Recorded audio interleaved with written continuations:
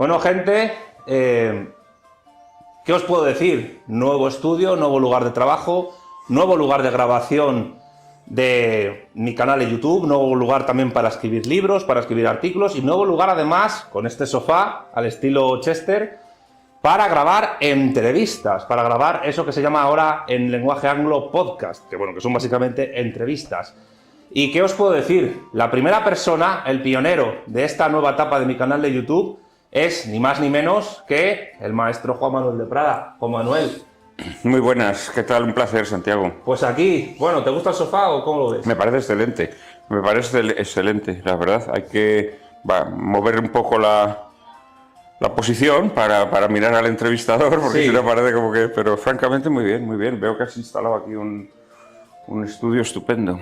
Vamos a ir mejorando poco Esto a poco. te va a dar días de gloria, este estudio. Yo creo que sí, yo creo que sí. Además llevas una chaqueta a juego con el color de... Efectivamente, es que bueno, ya sabes que yo soy un hombre siempre muy cuidadoso Sí, está de todo, estos detalles. está todo pensado. Tened en cuenta que esta va a ser la primera entrevista, esta va a ser la casa de Juan Manuel de Prada para cuando quiera venir, porque además en Salamanca es donde estamos y él es de aquí. Y vamos a hablar de un montón de cosas, porque has publicado hace nada la segunda parte de Mil ojos esconde la noche, Cárcel de tinieblas. Yo ya me leí la primera, estoy en proceso de leer la segunda y estamos, bueno, casi que esta es la presentación del primer tomo de la situación. Vamos a hablar de los libros, pero también de muchas otras cosas, porque Juan Manuel de Prada da mucho de sí.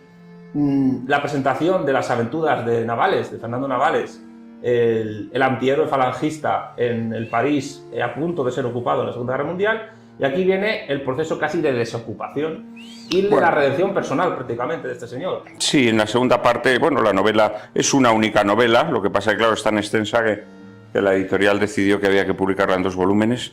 Date cuenta que en total son 1650 páginas, ¿no? Bien, es verdad que de letra bastante espaciada, pero seguramente sea la novela más larga que se ha publicado en España en décadas. Me gustaría saber si ha habido novelas más largas que esta en los últimos tiempos en España. Desde luego, la novela, como te digo, es la misma, lo que pasa que bien, había que publicarla en 2 volúmenes. Y ahora en este segundo volumen son los últimos años de la ocupación alemana, desde el 42, cuando la guerra empieza a ensombrecerse para Alemania, y luego ya, bueno, pues todo lo que va a ser la declinación y el crepúsculo wagneriano de Alemania, ya de forma muy marcada a partir del año 43, ¿no? Entonces, bueno, en estos años las circunstancias en París se vuelven todavía peores, sobre todo a raíz de que los franceses pierdan sus colonias en el norte de África. Sí. En el año 42, pues, como sabes, toda la Francia colonial pasa a ser Francia libre y por lo tanto pues las materias primas de las colonias no llegan a la metrópoli, las condiciones de vida se vuelven peores, los bombardeos aliados a partir de marzo del 42 empiezan a ser frecuentes. En marzo del 42 se produce el primer bombardeo en la periferia, porque ya sabes tú que siempre los pobres son los que soportan las guerras. Esto también es muy importante que lo tenga la gente en cuenta cuando escucha todos estos peleles al servicio de la plutocracia, haciendo llamamientos belicistas y de rearmes y demás. Las guerras siempre las padecen los pobres.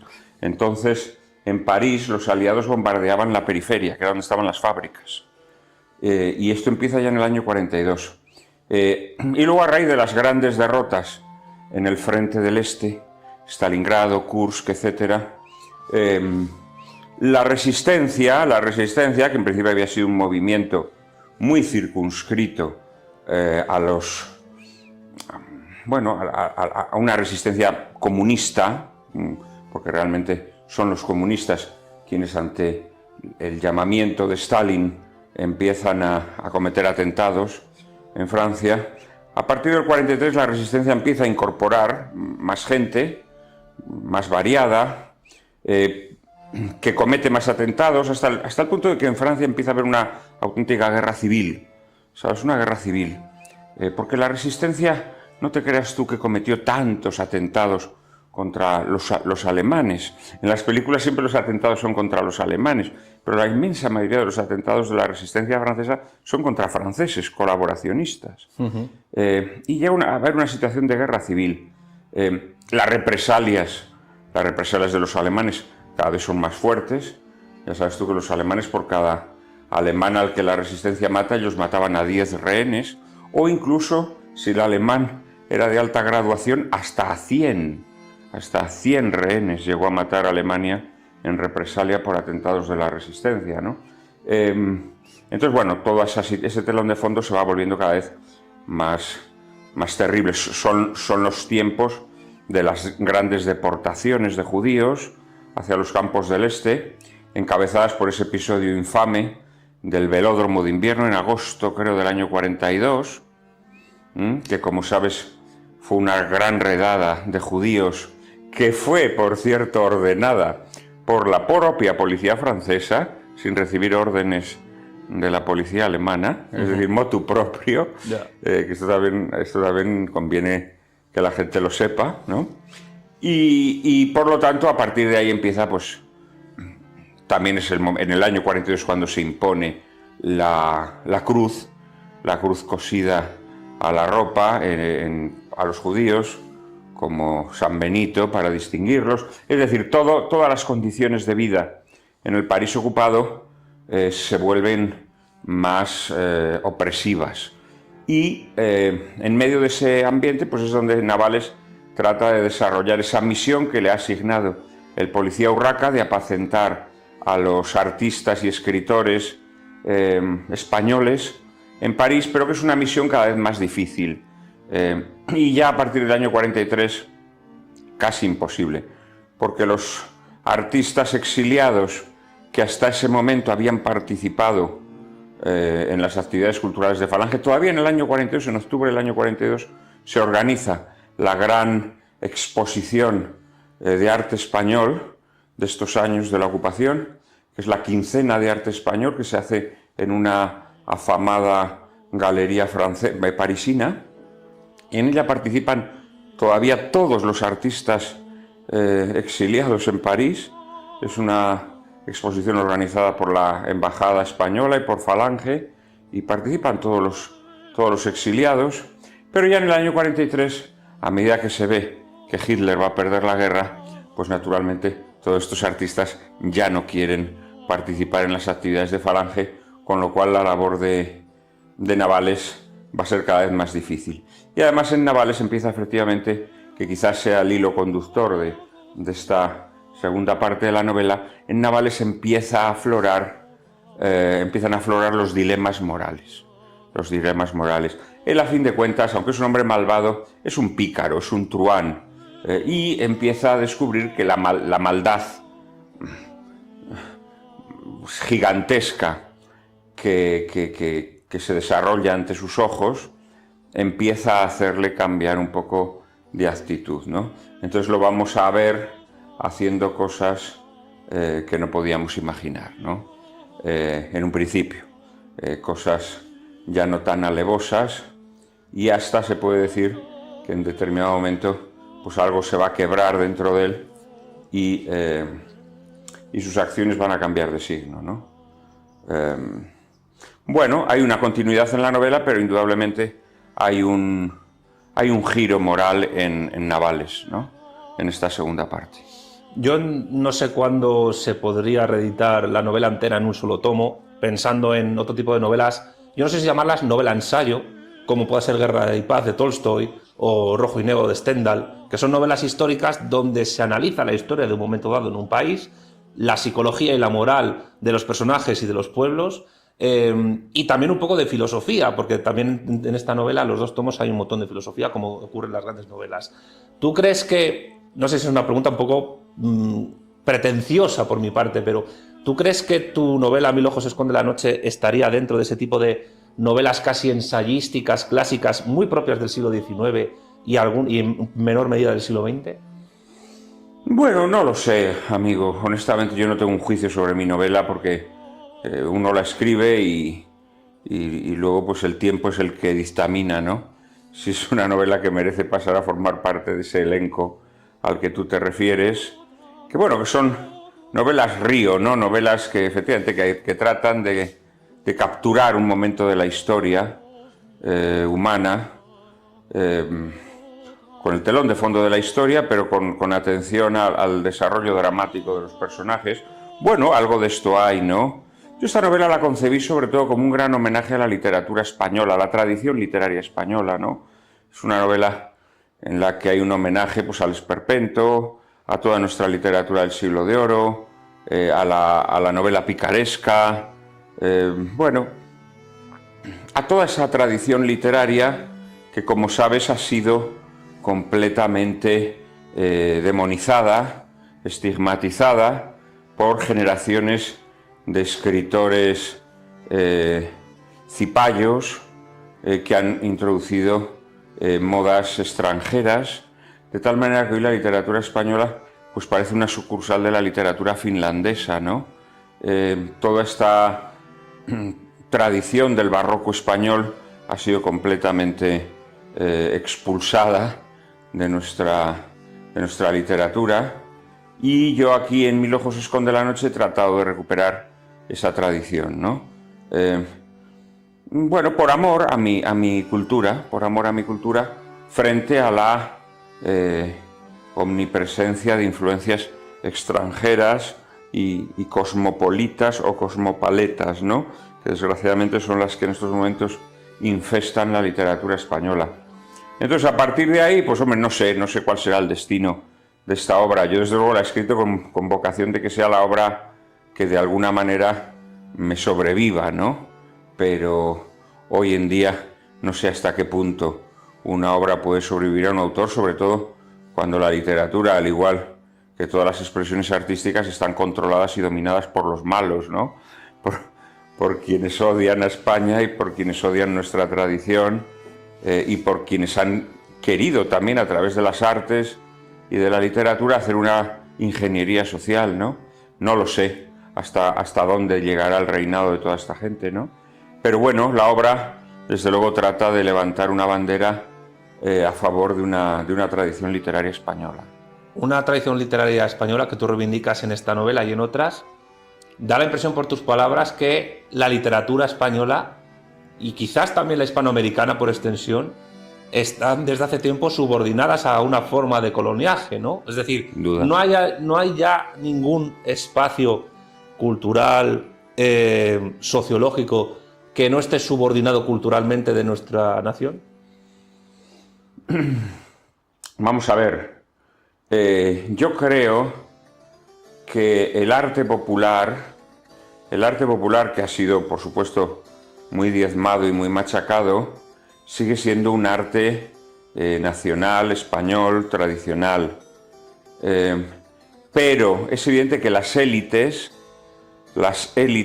que han tomado, digamos, que han tomado la ciudadela, las élites que han logrado hacerse con el poder cultural, son élites que odian profundamente esta tradición española.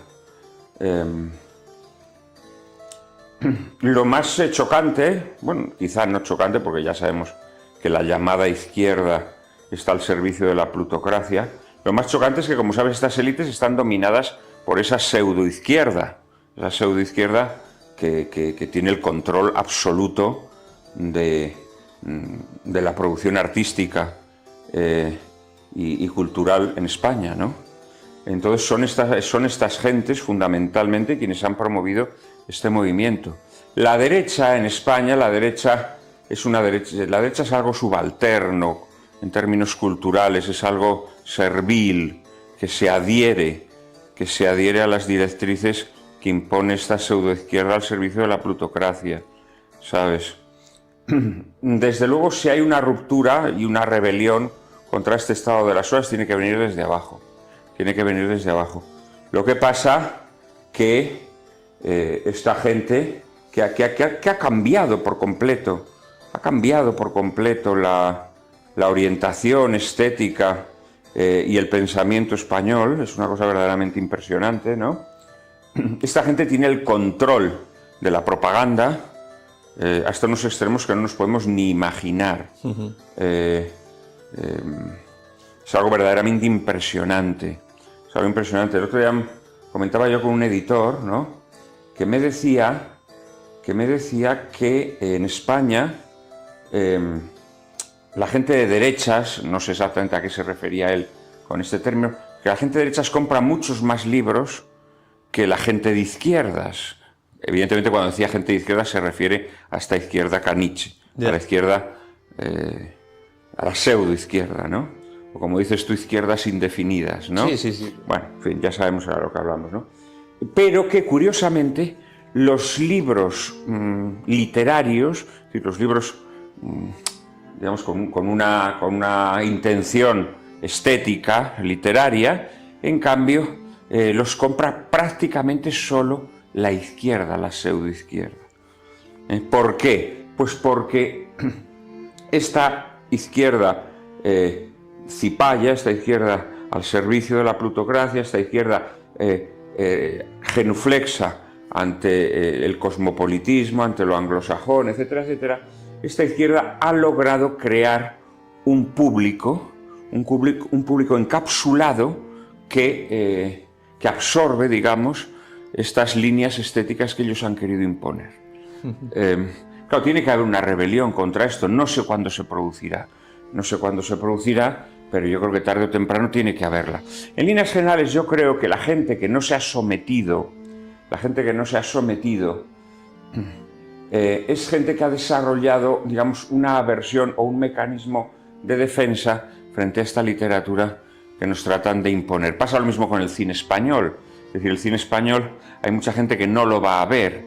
¿Por qué no lo va a ver? Porque sabe que es una vía de infiltración ideológica para toda la morralla de esta izquierda indefinida, ¿no? Y eso que el cine español es lo que más parte de subvenciones estatales se lleva, de todo el Ministerio de Cultura. Evidentemente, por supuesto, ¿no? Por supuesto.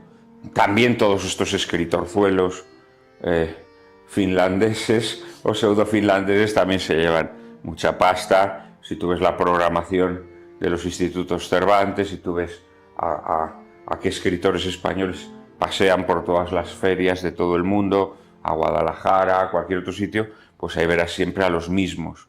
O sea, son los escritores del régimen, lo que yo llamo los escritores del régimen. Esta gentuza al servicio del poder está también subvencionada, promocionada en todo evento cultural organizado por el tirano, ¿no? Por la tiranía, por el régimen del 78. Entonces, bueno, yo en esta novela, como te decía, en Mil ojos esconde la noche, pues trato también de proponer una recuperación de nuestra tradición literaria, ¿no? A la vez que, bueno, recuperar un momento de la historia cultural española muy desconocido, que es la presencia de españoles, artistas, escritores, periodistas, en esta coyuntura histórica tan extraordinaria como fue la ocupación de Francia, de París concretamente, durante la Segunda Guerra Mundial. Ya que has hablado de etapas históricas y de izquierdas y derechas, y teniendo en cuenta que Navales fue, como personaje ficticio de una ficción histórica, parte de Falange Española, que es un movimiento político, un partido que en su día no se reclamó ni de izquierdas ni de derechas, ahora algunos lo llaman tercera posición. Un movimiento, quería José Antonio, ¿no? Más que un partido. Pero bueno, sí, podemos decir un partido. Bien, bueno, sí, legalmente se constituyó como tal y luego fue incorporado con el decreto de unificación a ese contubernio que formó el franquismo, el movimiento nacional. Tercera posición, que es un término que a mí personalmente pues, me parece igual de problemático que izquierda y derecha, porque metes en un cajón desastre movimientos que no tienen nada que ver uno con otro. Es decir, Hitler, Falange, con Perón, etcétera. Falange, podríamos decir, mi amigo Miguel Ayuso dice que Falange fue un ente de razón. Con esto lo que quiere decir es que en realidad no fue nada en concreto, fue una bandera a la que se apuntó gente muy diversa. Sí. ¿Sabes? Gente muy diversa. Desde monárquicos alfonsinos. Gente de la Ceda. Gente de la Ceda, efectivamente. Hasta anarquistas incluso. Gente de muy diverso pelaje, y además con un alto, en un primer momento, con un alto porcentaje de escritores, curiosamente. A veces eran escritores conservadores, no más, podía haber algún rebotado también de la izquierda. Bueno, era gente de diverso pelaje. Galvanizados por la figura de José Antonio, que en José Antonio pues convive, hay indudablemente una influencia fascista importante, el deslumbramiento que Mussolini produce en los años 30 en muchos movimientos políticos es evidente, pero también conviven elementos tradicionales y, desde luego, una inquietud social fuerte. En Falange, esto hay que reconocerlo, en Falange hay una preocupación por las clases o por la población española menos favorecida o más explotada, ¿no? Luego, con esto, pues Franco hace una especie de zurriburri con el decreto de unificación, mezclando a los carlistas aquí, metiéndolos, bueno, a los carlistas domesticados, ¿no? Los que se dejaron meter. Y entonces ya hace una cosa... bueno, previamente estaba también, claro, estaban las Jons de Ramiro Ledesma, que es otra cosa también. Las Jons es más fascista. Bueno, no vamos a ver, esto seguro que lo has explicado tú miles de veces aquí a tus seguidores, con lo cual lo saben, ¿no? Con esto lo que quiero decir es que Falange son muchas cosas, no es algo claro, ¿no? Quizá la parte más, a mi modo de ver, más auténtica o verdadera de Falange sería la que tiene que ver con estos elementos tradicionales que están indudablemente en el pensamiento de José Antonio. Pero luego hay muchas incrustaciones foráneas. Y luego ya con el decreto de unificación, la realidad es que Franco lo que quiere es una burocracia controlada, Y de alguna manera Falange se va convirtiendo en eso, ¿no?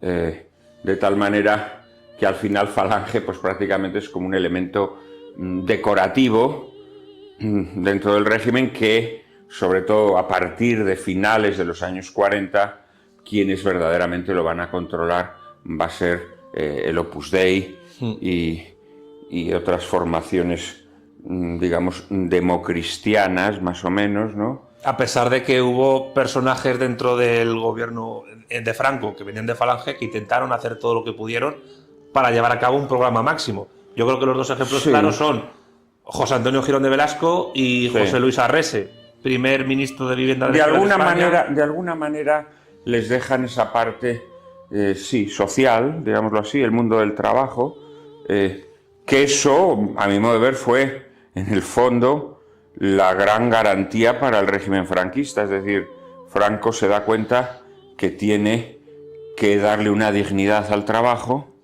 que no tenía. Esto también hay que reconocerlo. Es decir, yo creo que los trabajadores durante la dictadura franquista tienen unas garantías laborales que no habían tenido nunca y que luego no van a volver a tener, porque no olvidemos que el régimen del 78, que se construye sobre todo en los pactos de la Moncloa, lo que hacen es desactivar toda la protección al trabajador. Ciertamente sí, yo creo que Falange se concentra sobre todo en esta labor, ¿no?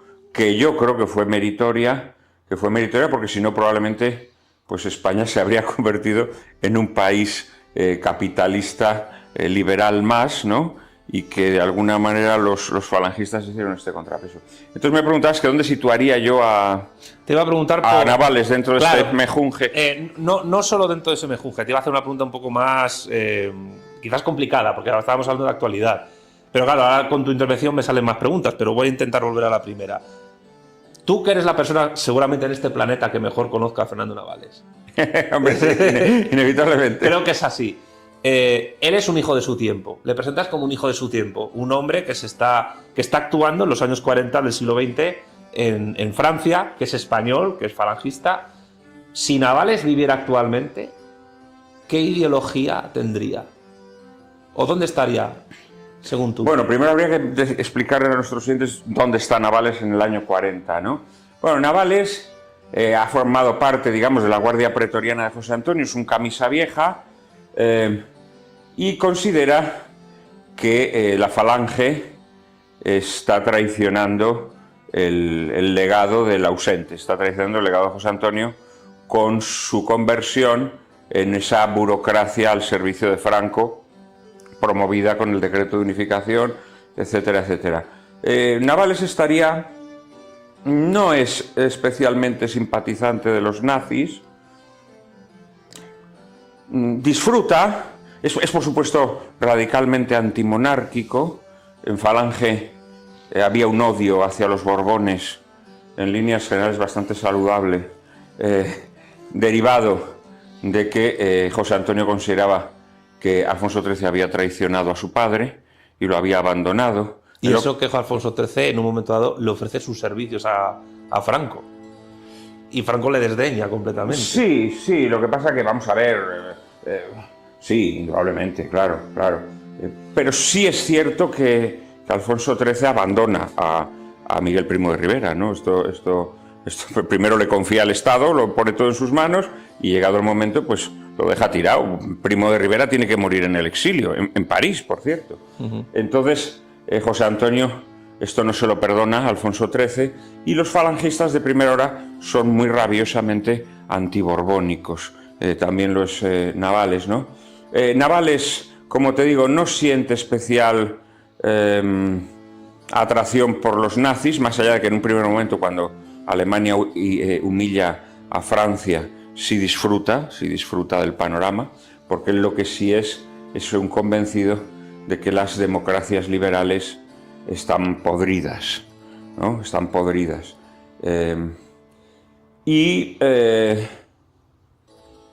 Bueno, hay un componente en el cínico y nihilista que luego, en esta segunda parte de la novela, se mitiga y que va desembocando, digámoslo así, podríamos decirlo, en una especie de cristianismo social.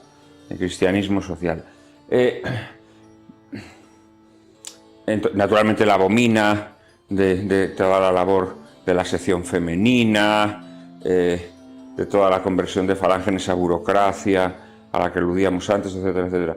¿Dónde se podría situar hoy en día Navales? Pues hombre, no lo sé. Sería complicado. Muy probablemente pudiera ser eso que ahora los malvados llaman un rojipardo. Podría tener algo de rojipardo, no exactamente, pero podría tener bastantes elementos de rojipardo. Lo que pasa es que esto de rojipardo es como tú bien sabes, es una designación peyorativa. Totalmente. Que yo creo que en cierto modo estáis aceptando, ¿no? Yo personalmente no. No, ¿verdad? No. Pero hay gente que la empieza a aceptar. Yo creo que es un error. Lo que hay es que, me parece a mí, vosotros deberíais resaltar que vosotros sois una izquierda social y una izquierda que no ha perdido el sentido y la noción de lo que es la patria y la pertenencia a un pueblo. Más allá de que ese pueblo, entiendo que vosotros seguís aceptando el legado universalista de la izquierda clásica, pero eso no significa que desaparezcan las identidades naturales, ¿no? Yo, por ejemplo, es un adendo a lo que dices. Yo me considero continuador de la tradición racionalista y universalista de las izquierdas, pero al mismo tiempo me considero heredero de la tradición también universalista y racionalista a su manera, o racional si se quiere, de utilizar la razón, del catolicismo hispano, el cual desarrolló en todo el mundo con complejidades, con violencia, por supuesto, y particularmente en América, con lo cual me siento heredero de esas dos tradiciones y las mezclo. Pero cuando se habla de rojipardismo, se hace una reductio ad Hitlerum muy común desde hace años en el discurso público, donde para poder desprestigiar algo tienes que aludir a su fascismo o a su asociación con Hitler de alguna manera.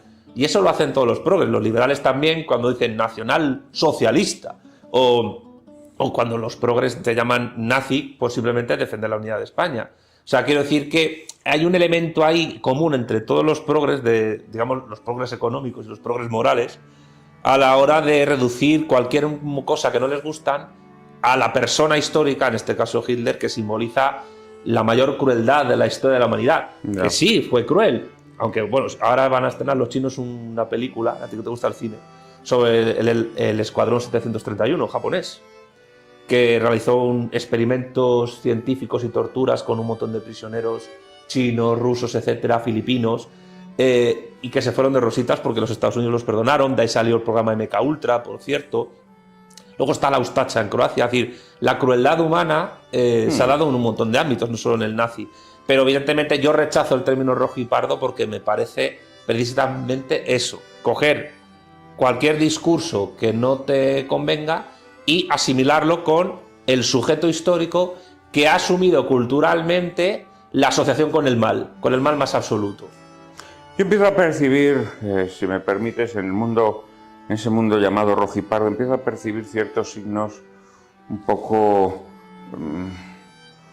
claudicantes, que empiezan por aceptar esta etiqueta, ¿no? Que es una etiqueta efectivamente altamente peyorativa, pero que da la impresión como de que todo ese mundo de una izquierda social, de una izquierda que no está, de una izquierda que no es caniche, que no está al servicio de la plutocracia, pues parece como que empieza a aceptarlo. Yo creo que es un error, ¿no? Sí, yo también.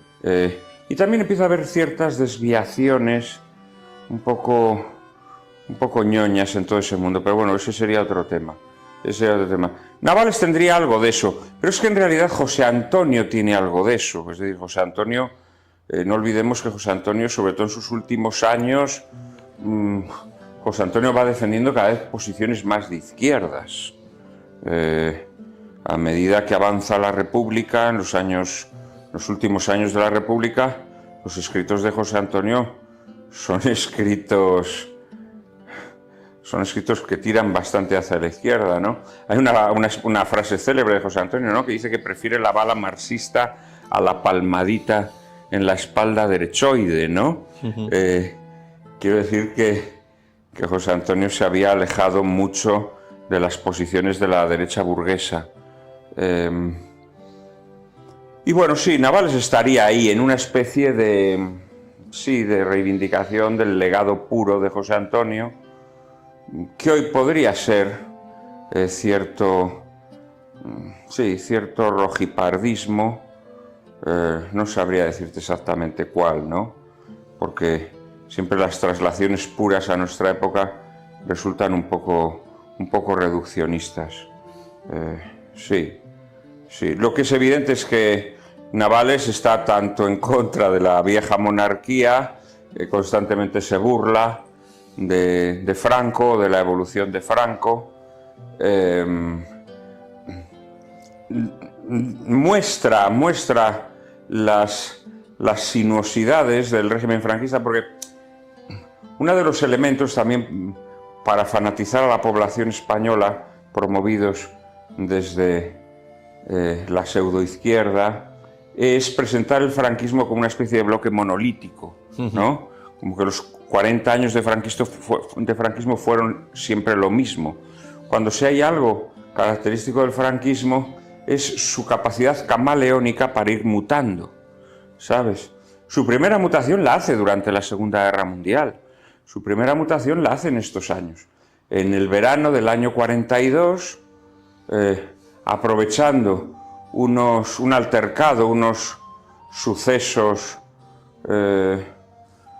bastante penosos que ocurren en la Basílica de Begoña con ocasión de la celebración de los mártires de la tradición, pues hay un atentado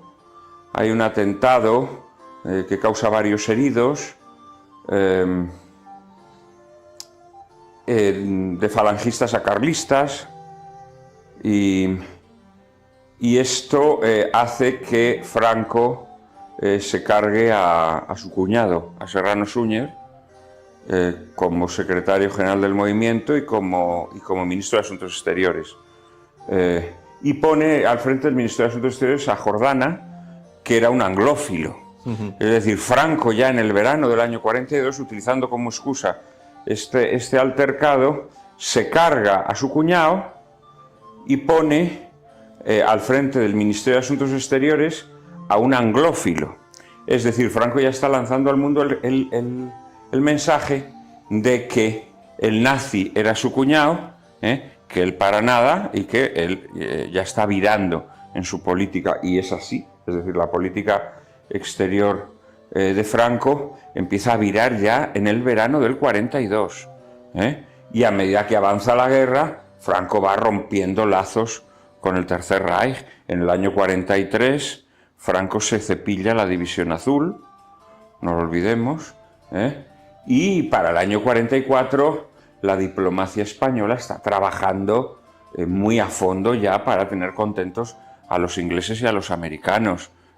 Y luego, como sabes, Franco, al acabar la guerra, va a utilizar el anticomunismo como elemento de aproximación a los Estados Unidos, ¿sabes?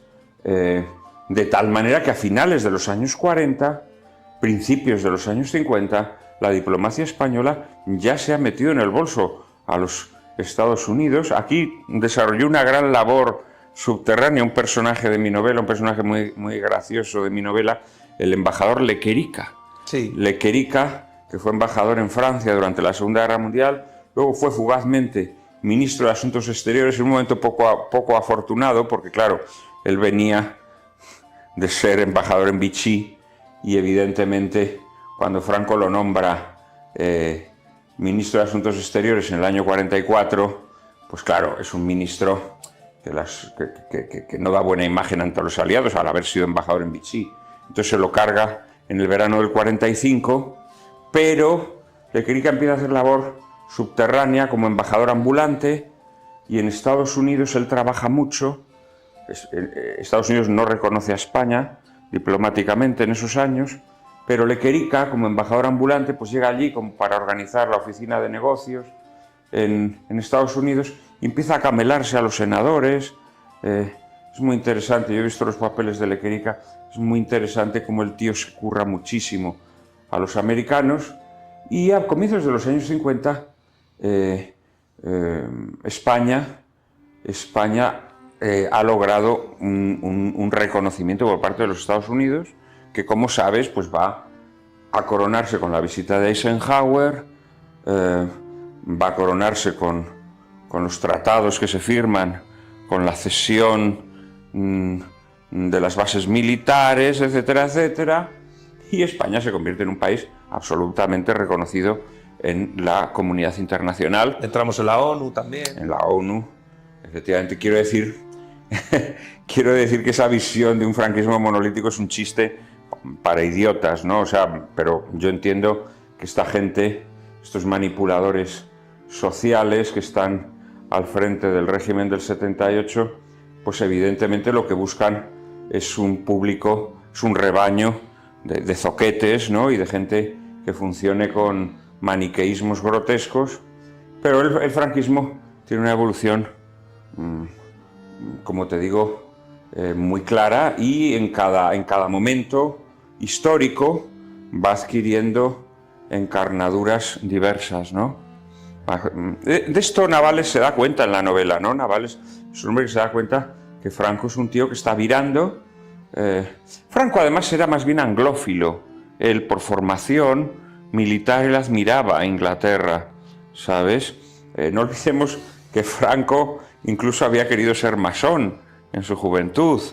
Y en líneas generales Franco tenía una gran devoción por ciertas tradiciones militares inglesas. Y en líneas generales, a medida que avanza la guerra, sí, Franco va abandonando toda la parafernalia nazi-fascista.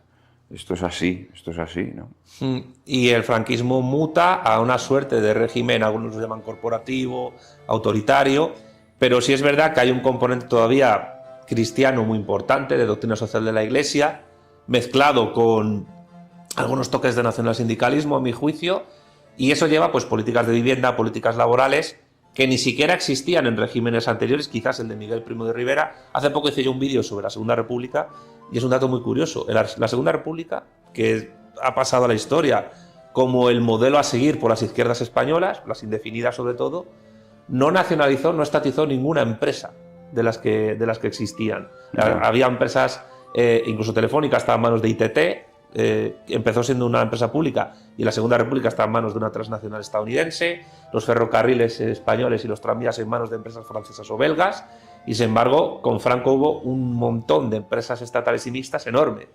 Que luego el régimen del 78 vuelve a poner en manos privadas en un expolio, bueno, una cosa vergonzosa lo que se ha hecho, ¿no? Pero lo rocambolesco de la historia de España es que, por lo menos desde mi perspectiva, tenemos un régimen autoritario que ha pasado al imaginario colectivo como un régimen donde básicamente vivíamos en el Paleolítico Superior, aunque nos convertimos en una de las primeras potencias industriales del planeta, y luego llegó un partido llamado Partido Socialista Obrero Español, que lo ha explicado Alicia Melchor muy bien en artículos suyos, cuando llegó al poder liberalizó, privatizó a más de 50 empresas estatales y mixtas españolas.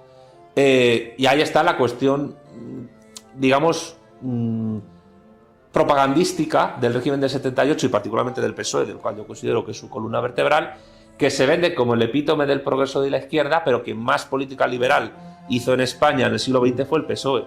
Yo te pregunto, es una pregunta, lo digo porque hay un libro que se llama así, Franco Socialista, y al mismo tiempo pues a su autor le entrevisté y te hago la misma pregunta que le hice a él. Obviamente él respondió una cosa derivada del nombre de su libro. Juan Manuel, ¿Franco fue más socialista que el PSOE? Bueno, esto sin duda. Bueno, no sé si socialista, esto sería... Indudablemente fue mucho más social. Entonces, sí, yo creo que la inquietud social del régimen franquista es superior a la del régimen del 78, cuya columna vertebral, como tú bien has dicho, es la PSOE, ¿no? La PSOE. Pero bueno, yo creo que esto, no sé, no admite ningún tipo de dudas, ¿no? Cualquier persona que tenga una cierta edad sabe perfectamente la protección que tenía un trabajador durante la época franquista. Una persona que tenía un trabajo, entonces, sabía que tenía un trabajo para toda su vida, que ese trabajo iba a ser sagrado, que si querían echarlo de la empresa iban a tener que pagarle un dineral. Cuando en el año 75 en España, cuando se despide a una persona le tienen que pagar 100 días de empleo y sueldo por cada año trabajado en esa empresa. 100 días.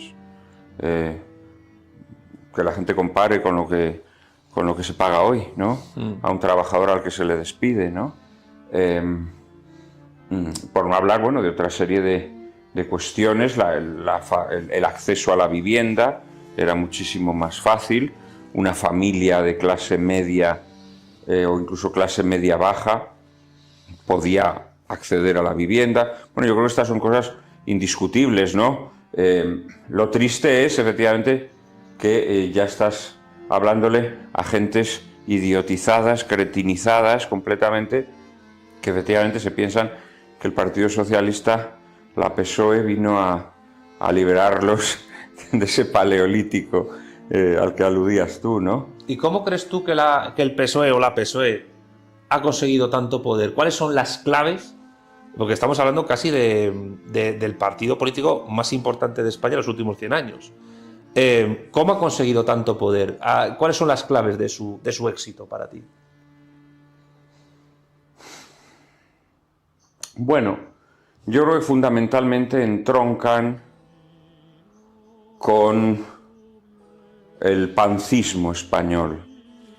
Es decir, entroncan con esa gente amorfa que lo que quiere es chupar del bote. Esa gente que salía a la Plaza de Oriente a aclamar a Franco, toda esa gente al día siguiente estaba aclamando a Felipe.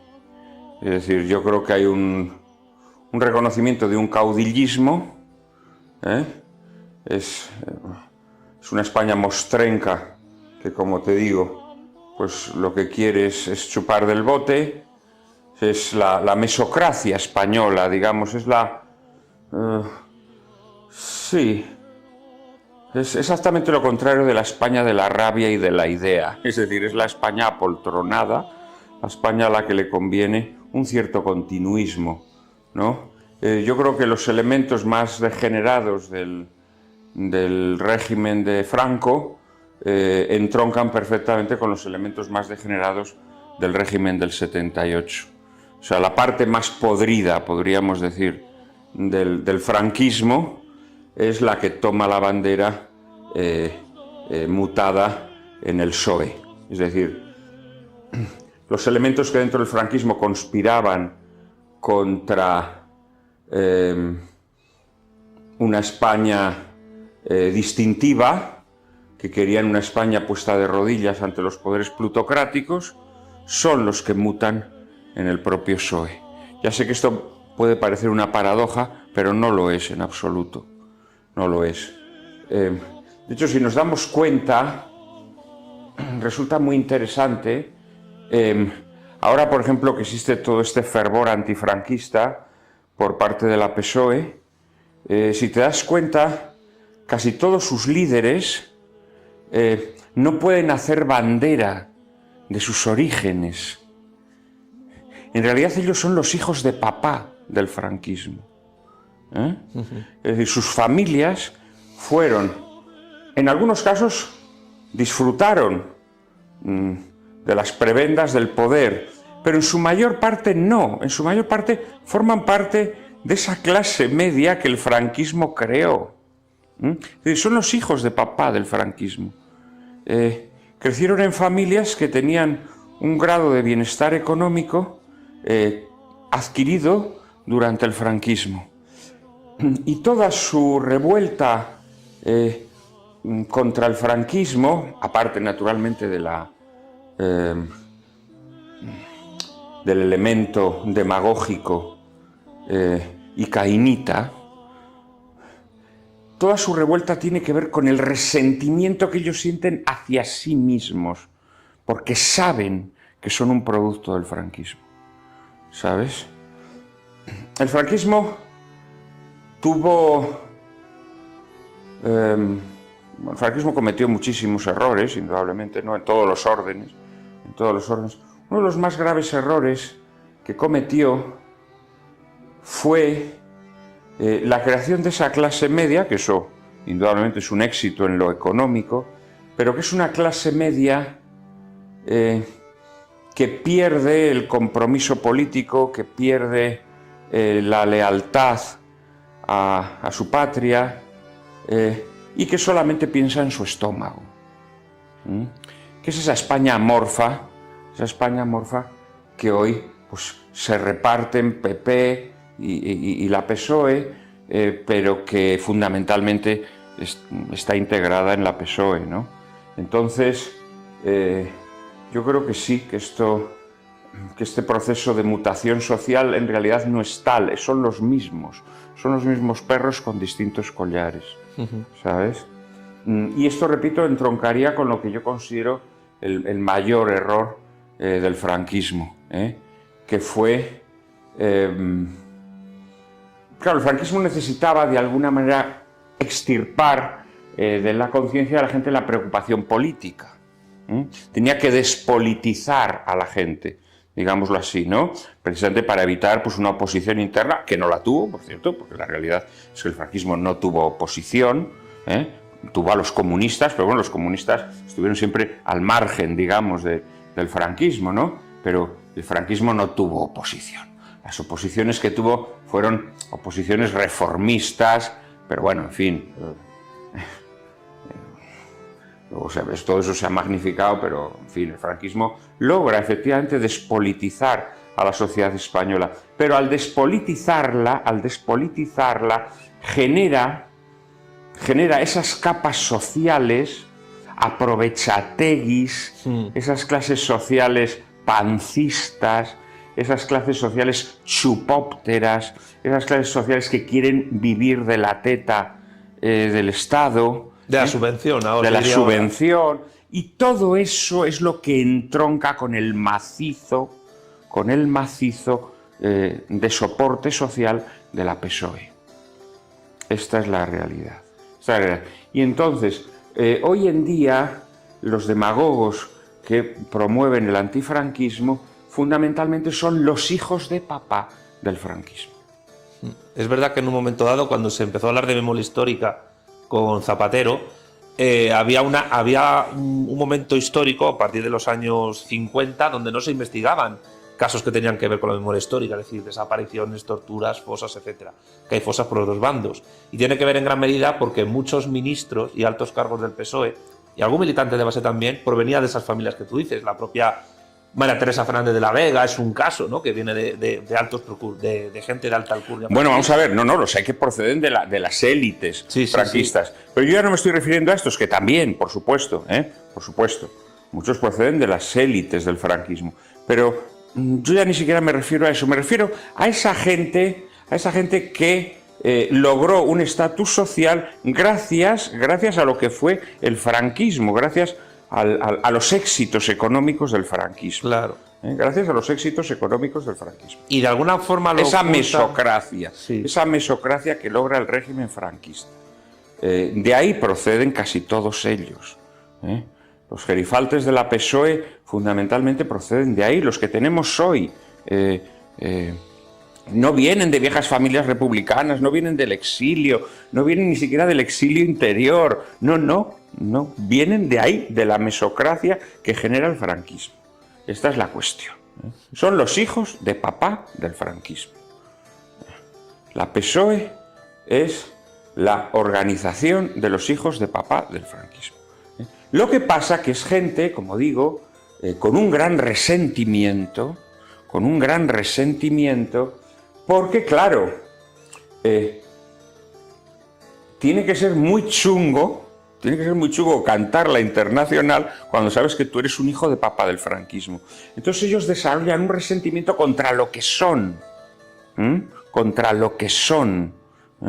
Entonces ellos se convierten en sacos de pus, porque claro, saben que están enarbolando unas ideas grotescas para engañar a las masas cretinizadas, que no tienen nada que ver con lo que ha sido su vida. Entonces, claro, ese resentimiento contra sí mismos lo convierten en este cainismo de locos en el que estamos inmersos, ¿sabes? En donde luego además se hacen reconstrucciones grotescas de la historia. Reconstrucciones grotescas, pues eso, esa visión monolítica del franquismo, esas visiones locoides de estos años, por ejemplo, ¿no? Esta novela, si por algo resulta impactante, es porque de repente pues vamos a ver a todos los exiliados, artistas exiliados, colaborando en las actividades de Falange en el año 40, 41, incluso 42, incluso en el año 42. Esto llama mucho la atención, ¿sabes? A quienes tienen ideas maniqueas y grotescas de la historia, pero vamos a ver, la inmensa mayoría de estos exiliados, esta es otra cosa disparatada, la gente tiende a pintar el exilio como de personas muy marcadamente ideologizadas. Bueno, había algunos elementos del exilio muy marcadamente ideologizados, otros eran señores simplemente, bueno, que tenían algún tipo de implicación con la República y eso les llevó al exilio. ¿Qué habría sido de ellos si la historia hubiera tenido otro rumbo, si Hitler hubiese ganado la guerra?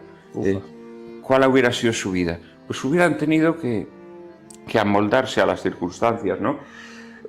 Bueno, o tal vez emigrar a América, a los Estados Unidos, no lo sé.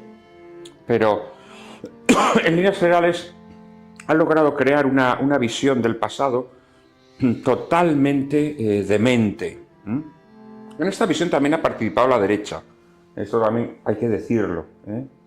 Yo en mi novela retrato un caso que a mi modo de ver es muy interesante para entender también lo que ha sido la derecha en su relación con el franquismo, que es el caso de Gregorio Marañón. Sí. El caso de Gregorio Marañón a mí me parece muy interesante. Que tiene un ten con ten en el primer tomo con Navales psicológico tremendo, por cierto. Sí, vamos a ver, Navales, efectivamente, claro, Navales, que es un camisa vieja, se da cuenta que Marañón, liberal republicano, va a ser asimilado por el régimen franquista y va a ser aceptado, y no solo aceptado, sino reintegrado a España con todos los honores. Entonces, de alguna manera, Navales, su reacción es la del hijo primogénito en la parábola del hijo pródigo, ¿no? Que dice, hombre, ya está bien, ¿no? Este que ha ido a dilapidar tu hacienda ahora vuelve y le pones el ternero más cebado, ¿no?, de la casa. Esto no puede ser, ¿no? Entonces Navales de alguna manera tiene esa reacción. Pero el caso de Marañón a mí me parece muy interesante, porque Marañón, que era como te digo, un liberal, en algunos aspectos un liberal progresista, en otros casos un liberal moderado, pero bueno, un intelectual republicano, abomina de la República cuando presencia en Madrid en el año 36 los crímenes que se perpetran en Madrid. Él mismo teme por su propia vida, porque se le obliga a firmar manifiestos y a lanzar proclamas en la radio de cosas que él no defiende. Empieza a temer por su vida, se marcha de España y se va a París a comienzos del año 37. Cuando él llega a París, él primero hace un ejercicio de pedagogía muy meritorio, escribe unos artículos explicando lo que está pasando en España y arrepintiéndose como liberal de haber defendido a la República y no haberse dado cuenta de que la República estaba degenerando. Entonces él le explica a los franceses que en España hay una guerra, pero que la gente no se piensa que es una guerra de totalitarios contra demócratas, que en el bando sublevado pues hay totalitarios fascistas, pero que luego hay mucha gente que no es totalitaria, pues que hay monárquicos alfonsinos, hay carlistas, hay conservadores, hay liberales, hay republicanos de derechas, y que en el bando republicano que no hay solo demócratas, que también hay totalitarios, que hay anarquistas, que hay comunistas, que hay republicanos de hazaña, que bueno, en fin, hace una visión bastante, creo, ecuánime de lo que es la guerra civil, y él toma partido por Franco. Él toma partido por Franco de forma muy marcada ya durante la guerra. Antes de acabar la guerra su adhesión a Franco es completa y desde luego a partir del año 39 pues su colaboración con Falange en París es enorme. En la novela se cuenta cómo él participa en todas las actividades culturales de Falange, hasta el punto de que él consigue el perdón de Franco, consigue que algunos aspectos de su pensamiento que eran un poco indigestos, como por ejemplo, él era partidario de la eugenesia, que como tú bien sabes, la eugenesia en los años 20, por ejemplo, y 30, no era una cosa nazi, era una cosa que se defendía sobre todo desde el mundo anglo. Sí. Estados Unidos e Inglaterra, fundamentalmente, eran los grandes países donde la eugenesia triunfaba. Pues Marañón, que era un moderno, había defendido la eugenesia, por ejemplo, ¿no? Todo esto se tapa, y finalmente, a finales del año 42, en Cárcel de Tinieblas esto se cuenta, Marañón por fin puede volver a España. Y vuelve a España con todos los honores. Se le devuelve su cátedra, se le devuelve su prestigio, y Marañón va a pasar a formar parte del estrellato de la intelectualidad del franquismo. Y muere en olor de multitud, o en lor de multitud, como queramos decirlo, muere aplaudido por el régimen franquista como un gran intelectual. Esta es la realidad, Bueno, me falta añadir que su hijo, homónimo del mismo nombre, participa como alférez voluntario en la guerra civil en el bando sublevado. También como muestra de que su padre se adhería a Franco. Bueno, esta es la verdad de Marañón, que tengo que decir, a mí me parece un biógrafo excepcional, autor de algunas de las grandes obras maestras del género biográfico español. O sea, me parece un grandísimo escritor, sí. Con obras maestras como la biografía de Antonio Pérez, que no han sido superadas, ¿no? Bien, Marañón es esto. ¿Qué hace su familia y sus estudiosos? Pues para que no nos demos cuenta de que son una familia que ha sido beneficiada por el franquismo gracias al inmenso prestigio de su padre, que es acogido por el franquismo y encumbrado a lo más alto, se inventan el mito de que Marañón pertenece a la Tercera España. La célebre Tercera España. Se puede decir el mito de la Tercera España, casi. El mito de la Tercera España. El mito de la Tercera España. Es decir, la derecha franquista se tiene que inventar que no fue franquista. Vamos a ver, si franquistas, en primer lugar, fueron todos. O sea, porque España era franquista. Y esta mesocracia a la que yo aludo era franquista. Iban allí a amueblar todas las aclamaciones al caudillo en la Plaza de Oriente.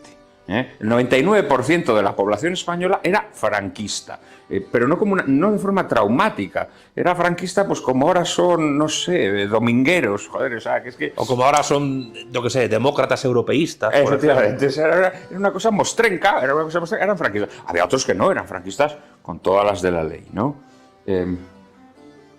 Pero, fíjate qué interesante, ¿no? Los sucesores de Marañón se inventan el rollo de que Marañón era la Tercera España. ¿Pero qué Tercera España? Que no, Marañón había sido primero la Primera España y después la Segunda España. Nada de Tercera España. Marañón no se mueve en la ambigüedad, en absoluto.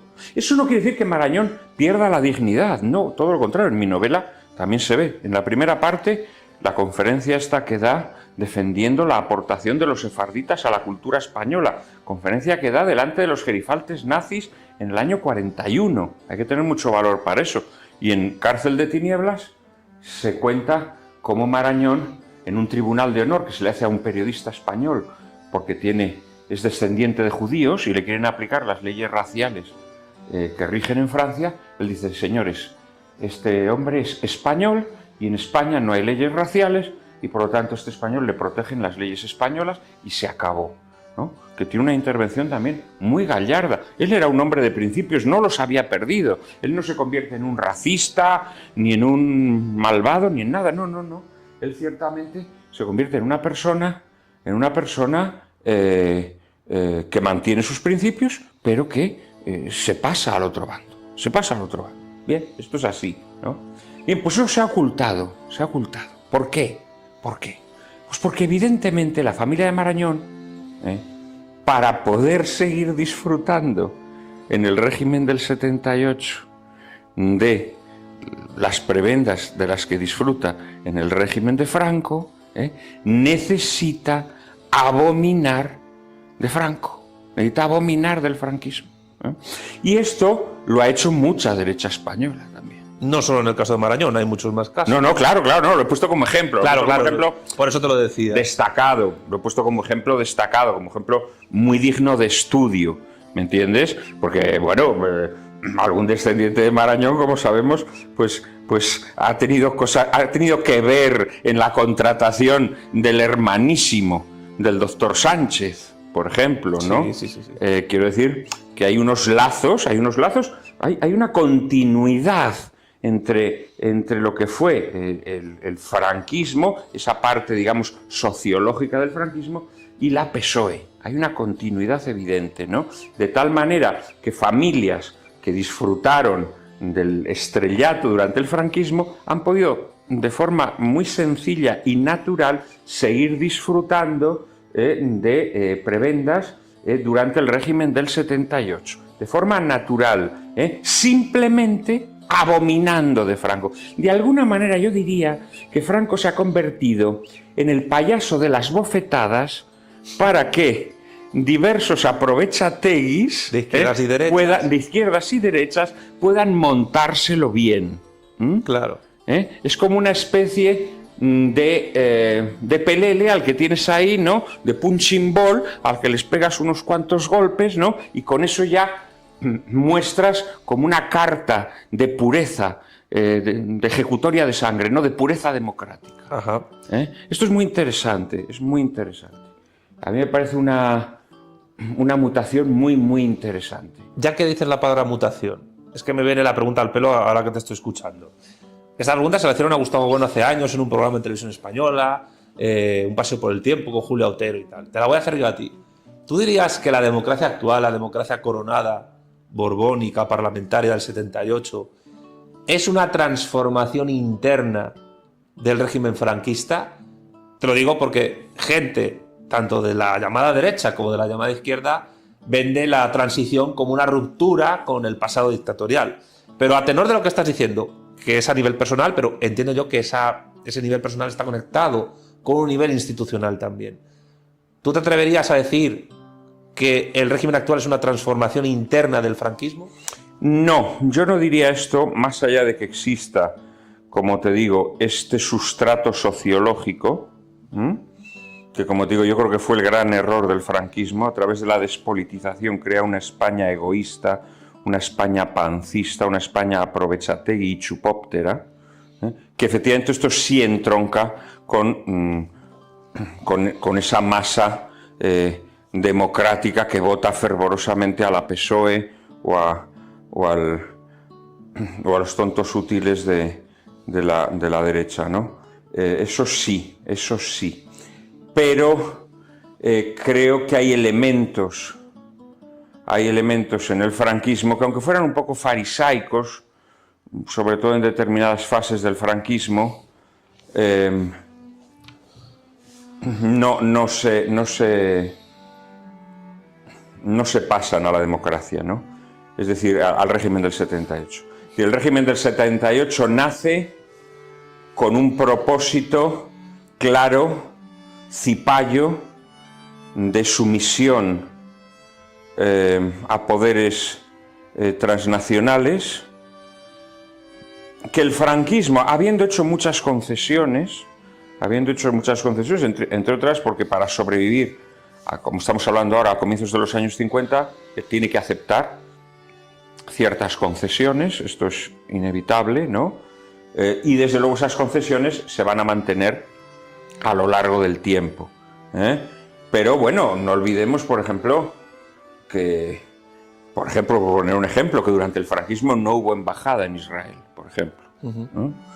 Es decir, la sumisión al poder plutocrático transnacional plena que existe en el régimen del 78, desde su momento fundacional, desde los pactos de la Moncloa, eso no existe durante el franquismo. Esto hay que reconocerlo. Esta es una diferencia fundamental, a mi modo de ver. Tú que eres materialista, esto hay que reconocerlo. Sí. Ahí hay un salto. No hay una transición. De hecho, es Felipe González quien reconoce a Israel. Por primera vez España es con el PSOE con quien lo ocurre. Hay un salto. Es decir, la sumisión de España a poderes transnacionales plutocráticos, más allá de que durante el franquismo hubiese concesiones, hubiese ciertas sumisiones, lo que es la sumisión plena se produce a partir de los pactos de la Moncloa. De hecho, de alguna manera, yo te diría que el principio programático del régimen del 78 es la sumisión a los poderes plutocráticos. Este es el principio programático fundamental. Luego creo que hay otras diferencias. Que hacen que no se pueda hablar de una transición. Más allá, por ejemplo, de que el catolicismo se convierta en algo un poco de fachada y farisaico durante el franquismo, es evidente que sí había unos principios cristianos rectores que de alguna manera organizaban la política española, o al menos mitigaban los aspectos más escabrosos de ese capitalismo que se está imponiendo inevitablemente en España, ¿no? Tú has hablado de la inquietud social de la Falange, que fundamentalmente es una inquietud que tiene una raíz cristiana, ¿no? El régimen del 78, más allá de que consagre una especial colaboración con la Iglesia, no sé qué, el régimen del 78 es anticristiano, abiertamente anticristiano. De hecho, el régimen del 78 lo que ha conseguido es apoltronar a la Iglesia mediante la asignación presupuestaria. La ha convertido en una iglesia lacaya que depende de la limosna que el Estado le da. Que esa es la vieja idea liberal. Los liberales hacen la desamortización, despojan a la Iglesia de sus tierras y a cambio le dan una asignación presupuestaria. ¿Para qué? Para tenerla de rodillas. El régimen del 78 repite esta fórmula. Tiene a la Iglesia de rodillas, pero se dedica a descristianizar España, precisamente para poder hacer una política económica, por ejemplo, radicalmente anticristiana. Entonces, en este sentido, tampoco creo que se pueda hablar de una transición del franquismo al régimen del 78. Es decir, el régimen del 78 hay un salto, que es un salto de sumisión a los poderes plutocráticos y, por lo tanto, de política anticristiana, porque, evidentemente, el pensamiento católico impulsa un movimiento de justicia social en el seno de la economía que al régimen del 78 no le interesaba, ¿no? Entonces yo creo que sí hay una ruptura. Lo que hay una continuidad es una continuidad sociológica, una continuidad sociológica, en el que el afán de despolitización que promueve el franquismo para evitarse oposiciones internas genera unas capas sociales, repito, sin inquietud política verdadera, pancistas, que esto sí que son absorbidas por el régimen del 78. Ya que has hablado de catolicismo, tú eres católico. En esta evolución del franquismo camaleónica, evidentemente hay hechos tanto internos como externos fuera de España que influyen en esas transformaciones del régimen franquista. Has hablado, por ejemplo, del año 42, de la evolución de la Segunda Guerra Mundial.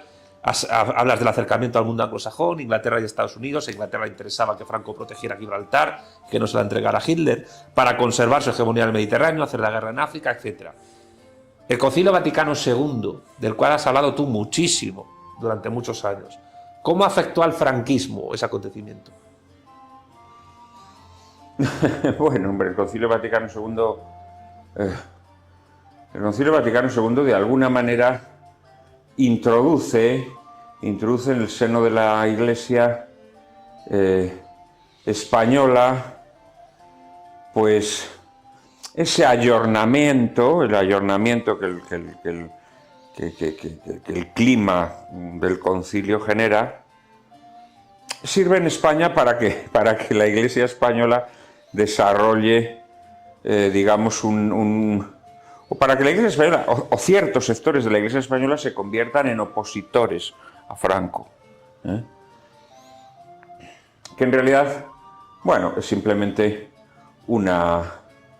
yo me atrevería a decirte que bajo la apariencia de un progresismo eclesiástico, en realidad lo que se está produciendo es una infiltración liberal en un sentido amplio, liberal progresista, si se quiere, pero liberal en el ámbito de la Iglesia española. De alguna manera, la Iglesia española fue cooperadora en este proceso de disgregación de la identidad española al que nos venimos refiriendo desde diversos enfoques. Al principio, culturalmente, cuando aludíamos a esta ruptura con la tradición literaria española, ahora aludíamos en el aspecto socioeconómico, en el aspecto religioso. De alguna manera, la propia Iglesia fue vehículo de infiltración de una protestantización de la sociedad española. Es decir, socapa de oposición al franquismo, la Iglesia colabora, la Iglesia conciliar, colabora en la protestantización de España.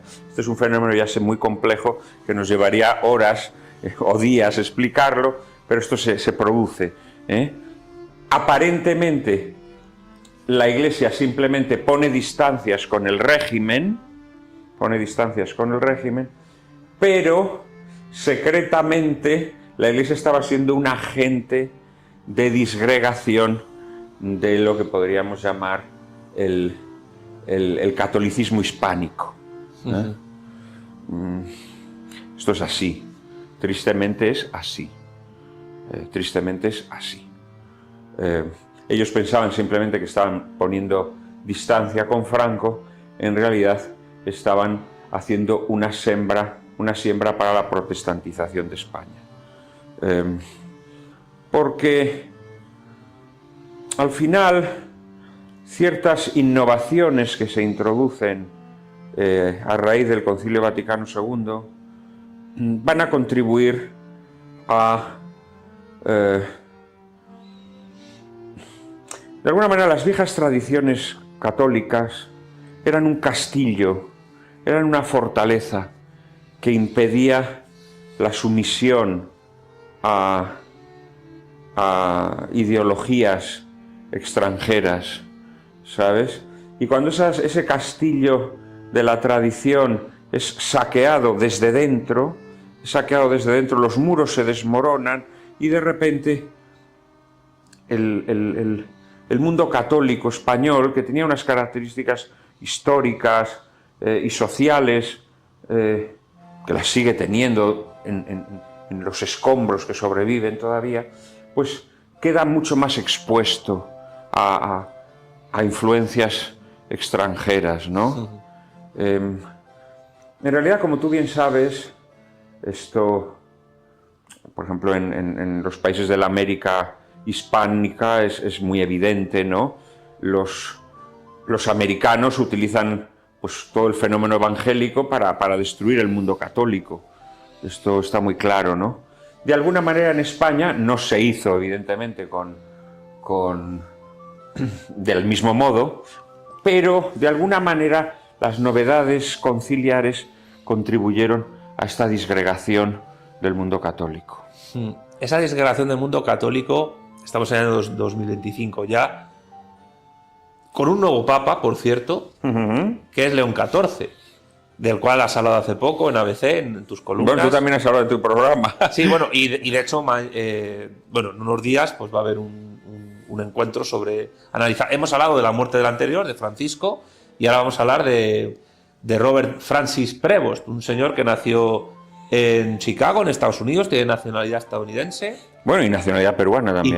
Y peruana, eso que iba a decir luego, que estuvo 40 años de misionero en Perú, conoce muy bien el Perú, es de padre de descendencia medio franco-italiana y una madre de lejana ascendencia española y dominicana, de República Dominicana.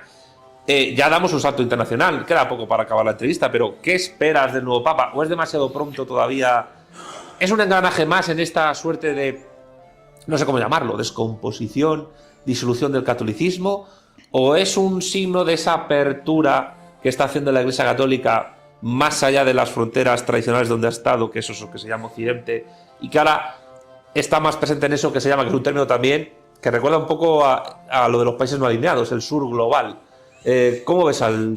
A ver, yo creo hoy estamos a 13 de mayo, vamos a decir solo a nuestros espectadores para que se sitúen, no sé cuándo se emitirá esta entrevista. En unos días. Pero es importante que sepan que estamos hablando de un papa que ha sido proclamado hace 4 días, ¿no? Nada, claro. De tal manera que no podemos hablar seriamente de lo que va a ser el papado de León XIV o XIV. No podemos hablar seriamente. A ver, quizá podamos hacer un balance del papado de Francisco. Sí, eso es interesante. Sí. Yo creo que esto sería más serio para luego entroncar con lo que pueda ser el papado de León. A ver, yo creo que el papado de Francisco, a mi modo de ver, ha sido una oportunidad perdida. A mí Francisco, humanamente hablando, me producía rechazo. Te puedes imaginar que yo como artista, como creador, no puedo sentir amor hacia una persona que cuando es proclamado papa, pues Benedicto todos los años organizaba un concierto, todos los años, porque él era un gran melómano y se organizaba un concierto en el Vaticano, un concierto muy bonito donde se tocaban piezas de música clásica. Entonces Francisco lo primero que hace es cargar, bueno, lo primero no, pero una de las cosas primeras que hace es se carga este concierto y dice con gran desprecio que es que él no es ningún príncipe renacentista como para ir a conciertos. Y dices, oiga, ¿pero qué tiene que ver ser un príncipe renacentista con ir a un concierto? Hombre, no. Los conciertos es poner la belleza de las artes, de las artes más excelsas, en este caso, la música, al servicio de la gente, ¿no? O sea, un concierto puede ser algo popular perfectamente, ¿no?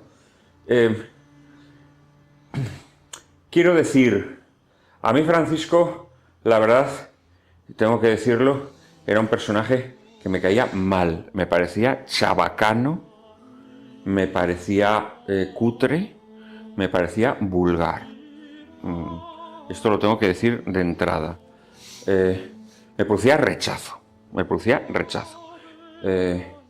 además él había un regodeo en la vulgaridad, en la chabacanería, todas las cosas que decían eran súper vastas, impropias de la dignidad que representaba, ¿no?